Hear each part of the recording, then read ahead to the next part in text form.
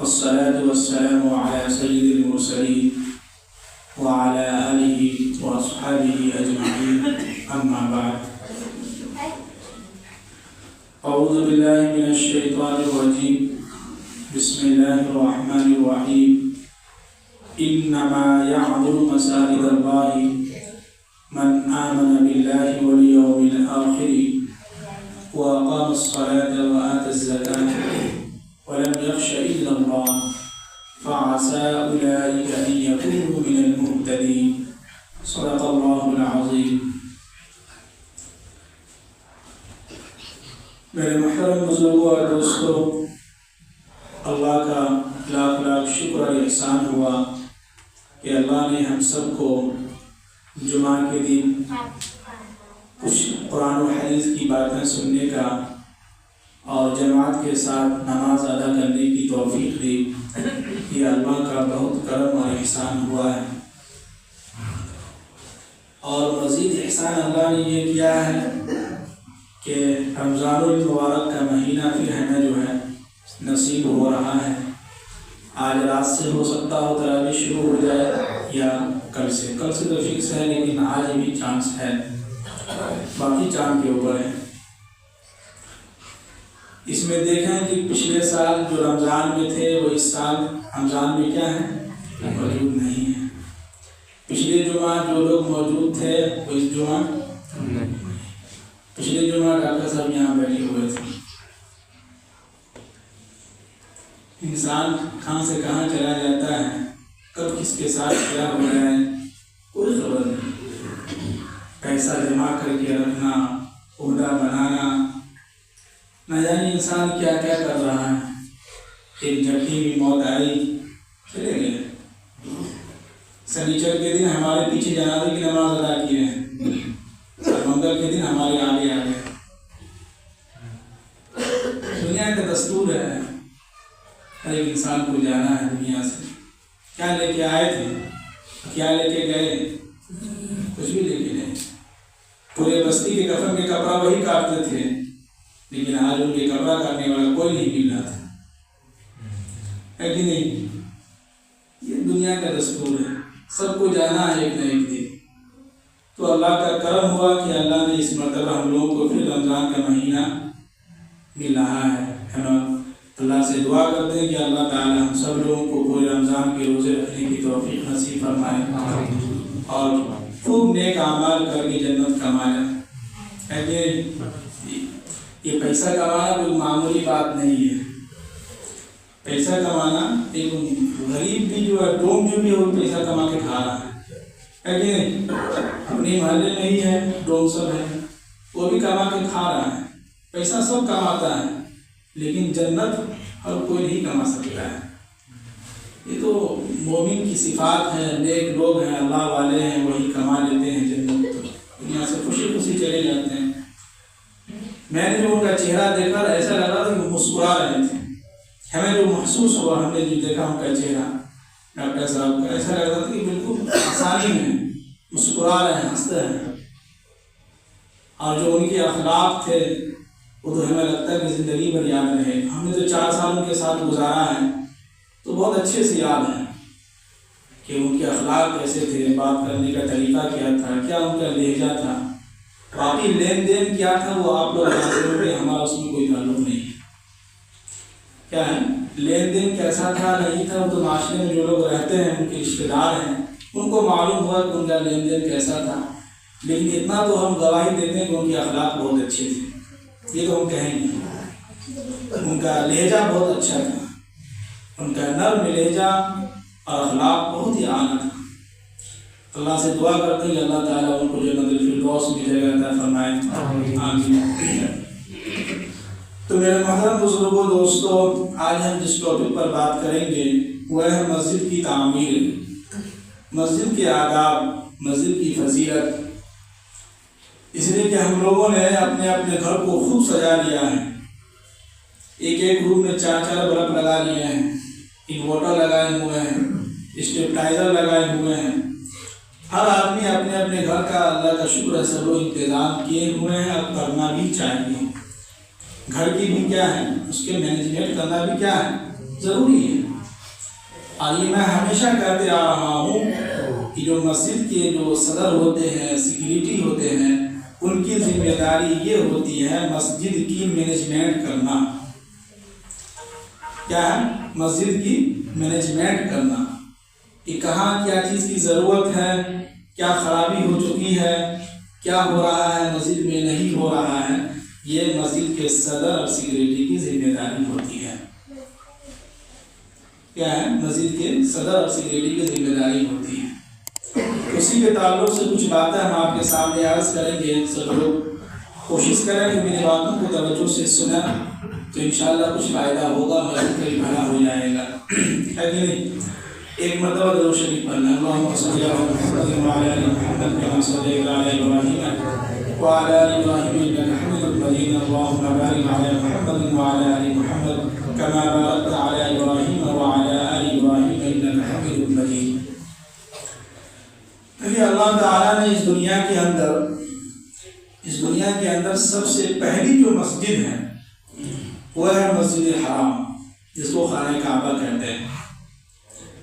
اور اللہ کے نبی کی حدیث ہے کہ اس روئے زمین پر سب سے مقدس جگہ، سب سے مقدس زمین وہ ہے جہاں مسجد بنی ہے۔ وہ کیا ہے؟ مسجد بنی۔ اور یہ دنیا کا رواج ہے کہ سب سے پہلی مسجد جو بنی ہو گیا ہے مسجد حرام۔ اس کے بعد دنیا کے اندر یہ مسجدوں کا رواج چلتا ہے۔ اس کے بارے میں نے کتابوں کا مطالعہ کیا آج صبح، تو علماء کرام فرماتے ہیں، مولانا احمد رضا کر کے ایسے کچھ مولانا ہیں، انہوں نے اپنی کتاب میں لکھا ہے کہ جب خانہ کعبہ کی تعمیر ہو رہی تھی تو اس میں جو مسالہ وغیرہ جو بچ جاتا ہے اس کو کیا کہتے ہیں؟ سیمنٹ بالو ملا کے جو مسالہ بنتا ہے اس کو کیا کہتے ہیں؟ کنکری۔ تو حضرت ابراہیم علیہ السلام اور حضرت اسماعیل علیہ السلام یہ دونوں کعبہ کی کیا ہے؟ تعمیر کر رہے تھے، باپ بیٹا۔ تو اس میں سے جو ہے کچھ مسالہ، کچھ کنکری جو ہے بچ گیا تھا۔ تو ابراہیم علیہ السلام نے کہا کہ یا اللہ، یہ تو مقدس گھر کی تعمیر ہو رہی تھی اور یہ مقدس چیزیں ہیں، اس لیے خانہ کعبہ کی تعمیر ہو رہی ہے، اگر اس مسالے کو اگر ہم کہیں پھینکتے ہیں، کنکری کو کہیں پھینکتے ہیں، یہ بے ادبی ہو جائے گی۔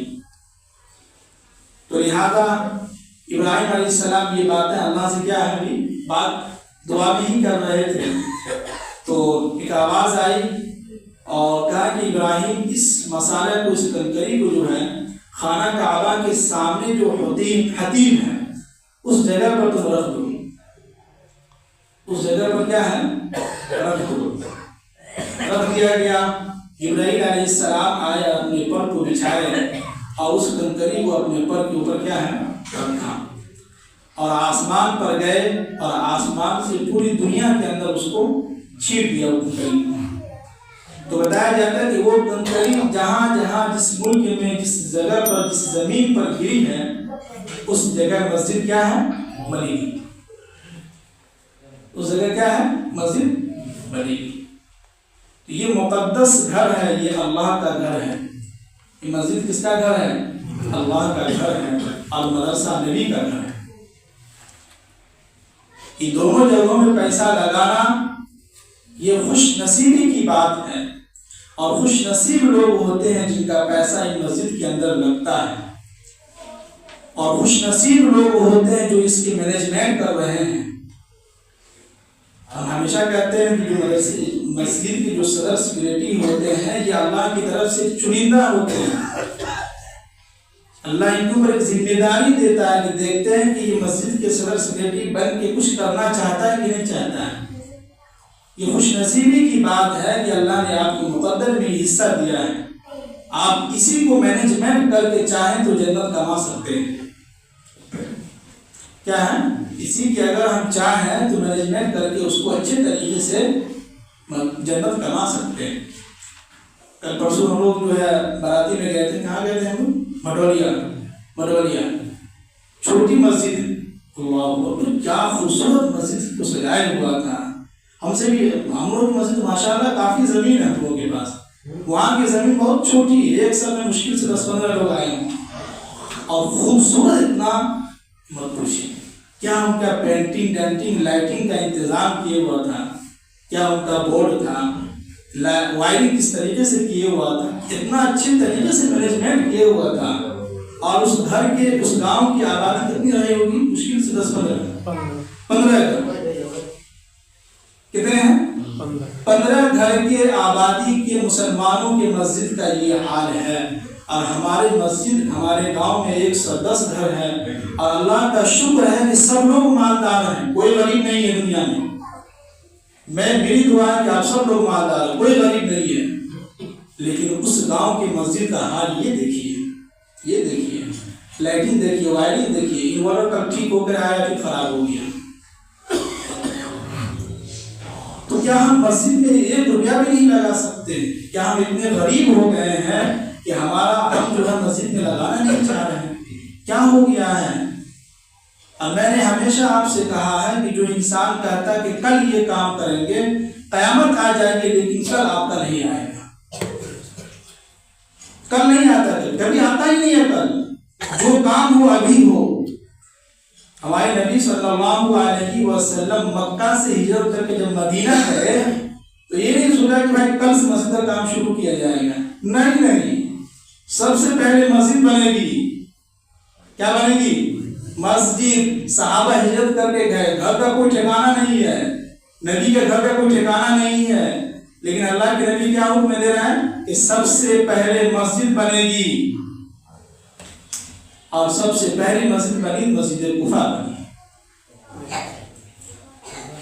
اس لیے کہ مسجد اگر ہے تو مسلمانوں کی آبادی، اور یہ مسجد اگر آباد رہے گا تو بستی بھی کیا رہے گا؟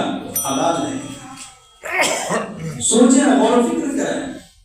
اللہ کے نبی صلی اللہ علیہ وسلم کے زمانے میں سلمان فارسی رضی اللہ تعالیٰ عنہ یہ فارس کے رہنے والے تھے. تو اس زمانے میں تو یہ لائٹنگ فائٹنگ کا کوئی انتظام نہیں تھا، چراغ جلتا تھا.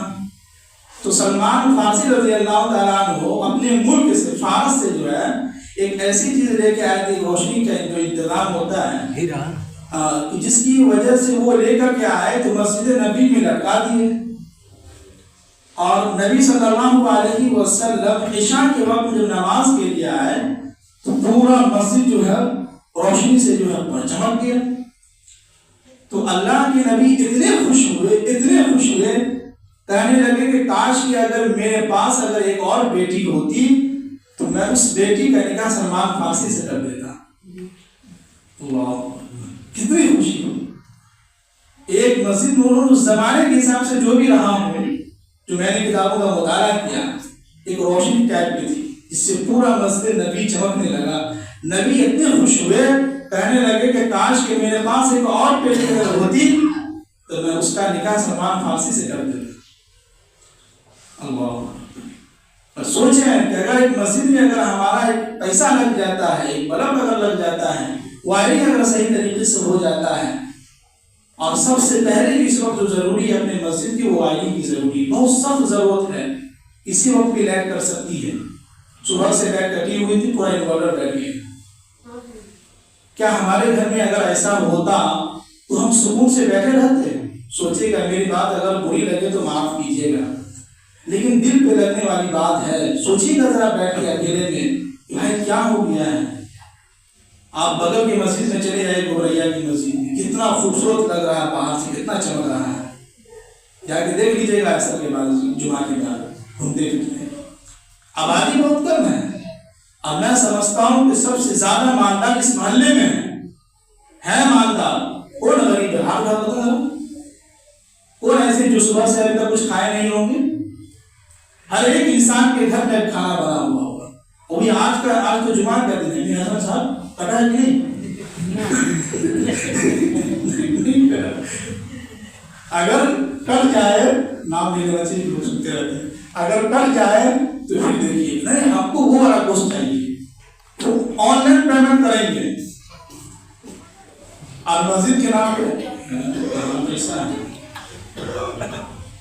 تو بھائی اس لیے پیسہ نہیں ہے کہ آپ خوش نصیب نہیں ہیں، آپ کا پیسہ مسجد میں نہیں لگنا چاہ رہا ہے. اللہ کے نبی صلی اللہ علیہ وسلم نے فرمایا کہ اگر کوئی شخص مسجد میں صفائی اگر کر دیتا ہے، ہلکا سے بھی اگر کوئی تنکا گرا اس کو اٹھا کے اگر پھینک دیتا ہو تو اللہ کے نبی نے فرمایا کہ وہ جنت میں جھاڑو لگایا ہے۔ اگر ایک اینٹ اگر ہماری مسجد میں لگ جاتی ہے، اگر 100 روپیہ 1000 2000 بھی اگر لگ جاتا ہے، اس کے بدلے میں اللہ نے وعدہ کیا کہ جنت میں اس کا ایک محل تیار کریں گے۔ تو مسجد اللہ کا گھر ہے جس میں ہم سجدہ کرتے ہیں، وہ جگہ اگر ہمارا صاف ستھرا نہ ہو تو سجدہ کرنے میں اچھا لگے گا؟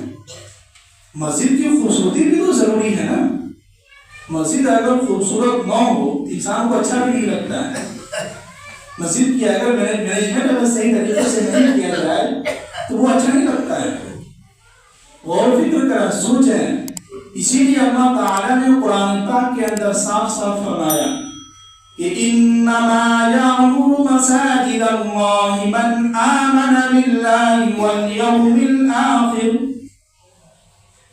عمر یعمر کے معنی آتے ہیں مسجد کو دیکھ بھال اور اس کی عمارت، اس میں تعمیر میں پیسہ لگانا۔ یعنی خلاصہ کلام یہی ہے کہ بے شک جو لوگ مسجدوں کو آباد کرتے ہیں، اور مسجد کو وہی لوگ آباد کرتے ہیں جو اللہ پر اور آخرت کے دن پر یقین رکھتا ہو، ایمان رکھتا ہو۔ سوچیں، غور و فکر کریں کہ ہمارا ایمان اللہ پر ہے کہ نہیں ہے؟ کہاں ہم چلے گئے؟ کیا ہمارا ایمان آخرت پر نہیں ہے؟ کیا ہمیں مر کے نہیں جانا ہے؟ ہمیں تو اس گھر کی فکر کرنی ہے جس میں ہمیں اپنا جو گھر ہے وہاں، یہ دنیا کے اندر جو آپ کہہ رہے ہیں یہ ہمارا گھر ہے، نہیں ہے۔ قرآن نے صاف صاف کہا، چیز کی کہ ہزاروں مرتبہ کہہ رہا ہے کہ لِلَّهِ مَا فِي السَّمَاوَاتِ وَمَا فِي الْأَرْضِ وَمَا بَيْنَهُمَا فِي 6 أَيَّامٍ۔ یہ آسمان، یہ زمین اور اس کے درمیان جتنی بھی چیزیں یہ سب کس کی ہے؟ اللہ کی۔ آپ کا کہاں ہے؟ دکھائیے کہاں ہے؟ جس گھر پہ آپ فخر کر رہے ہیں، جس گھر پر آپ غرور میں ہیں، تکبر میں ہیں، اگر ہلکا سا جھٹکا آ جائے، زلزلہ آ جائے تو اس گھر کو گرنے میں کوئی بھی ٹائم نہیں لگتا ہے۔ آپ کو معلوم ہے کہ رات زلزلہ آیا تھا، 2:30 پر جی بتائیے، نہیں رات میں تو سوچیں کہ زلزلہ ایک آیا تو انسان کتنا ڈر گیا، اور اسی کے ذریعے سے ہو سکتا ہو کہ ہمارے گھر کو بھی گرا دیں۔ اور ایک سب سے اہم بات جو میں نے کتابوں کا مطالعہ کیا، اس میں یہ پتہ چلا کہ جب قیامت قائم ہوگی، جب قیامت آئے گی تو اللہ تعالیٰ سب سے پہلے اس دنیا کے اوپر سے خانہ کعبہ کو اللہ تعالیٰ اٹھائیں گے۔ پہلے خانہ کعبہ کو اٹھائیں گے، پھر اس کے بعد چاروں طرف سے پوری دنیا میں جتنی بھی مسجدیں ہیں اس مسجد کو اللہ تعالیٰ اٹھائیں گے۔ کیا سمجھتے ہیں؟ مسجد ہے، اللہ کا گھر ہے۔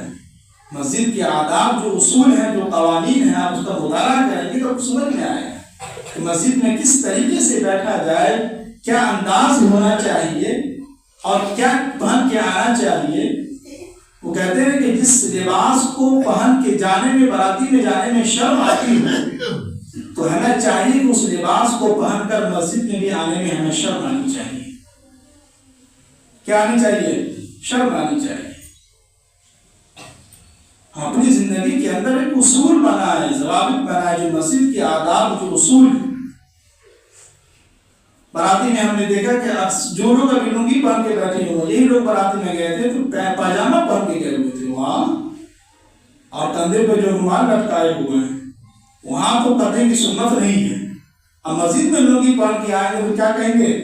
سنت ہے۔ تو ٹھیک ہے، ہم کہتے ہیں کہ سنت ہے، میں بھی مانتا ہوں، لیکن میں یہ کہتا ہوں کہ یہی لنگی پہن کے آپ باراتی میں جائیے، وہاں بھی تو سنت ہے۔ پھر تو ہم دلہا صاحب سے کہیں کہ آپ لنگی پہ جائیے، کیا ہے لنگی پہ باراتی میں جائیے۔ تو ہر چیز کے اصول و آداب ہیں۔ اللہ کے نبی صلی اللہ علیہ وسلم کے پاس ہے عثمان رضی اللہ تعالیٰ عنہ پاجامہ پہن کے آئے۔ کیا پہن کے آئے؟ پاجامہ پہن کے آئے۔ تو اللہ کے نبی نے کہا کہ واہ ماشاء اللہ عثمان، بہت اچھے لگ رہے ہو۔ تو اللہ کے نبی نے تعریف کی کہ نہیں؟ اس سے یہ پتا چلتا ہے کہ یہ بھی تو سنت ہے. کیا ہے؟ پاجامہ پہنا بھی تو سنت ہے نا. جس چیز کو اللہ کے نبی نے دیکھ کے منع نہیں کیا ہو بلکہ اس کی تعریف کی ہو یہ بھی سنت میں آتا ہے. سنت کی جو ہے 4 جو ہے کیٹیگری ہے. کتنے ہیں؟ 4 ہیں. اس میں یہ بھی آتا ہے کہ جس نبی نے جس چیز کو دیکھا ہو اور اس کی تعریف کی ہو اس کے بارے میں انکار نہیں کیا ہو یہ بھی سنت ہے. تو ہم بھی پاجامہ پہن کے آئے. نہیں پاجامہ تو آپ پینٹ پہنتے ہیں وہ پہن کے آئے. ہم نے تو بہت 3 جمعہ سے ہم آپ سے ریکویسٹ کر رہے ہیں لیکن کچھ لوگ ہیں مان لیے ہیں جن کے اندر ماننے کی صفات ہے وہ مان چکے ہیں. تو کوشش یہ کریں کہ ہم لوگ کیا مسجدوں کو آباد رکھیں.